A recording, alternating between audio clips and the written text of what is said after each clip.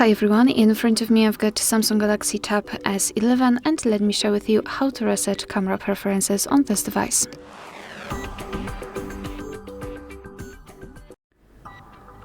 So let's begin with opening the camera app, and currently we are in the standard video mode. We can switch it to the photo one, it doesn't really matter. All we have to do is to tap on this 4 dots icon and go to the settings.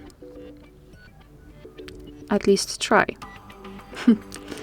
Settings, okay, we've got it. So all we have to do here is to scroll down to the very bottom to find reset settings. Actually, before we'll do that, I would like to maybe turn on the composition guide.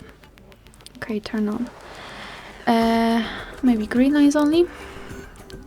As you can see here, we've got those lines and they should disappear after resetting. So I just want to show you the evidence that the reset option will work. So as I said, 4 dots icon, go to the settings and scroll all the way down.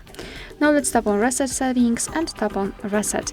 And as you can see, we just got back to the camera and the green lines are not visible, which means that we just successfully reset all camera preferences.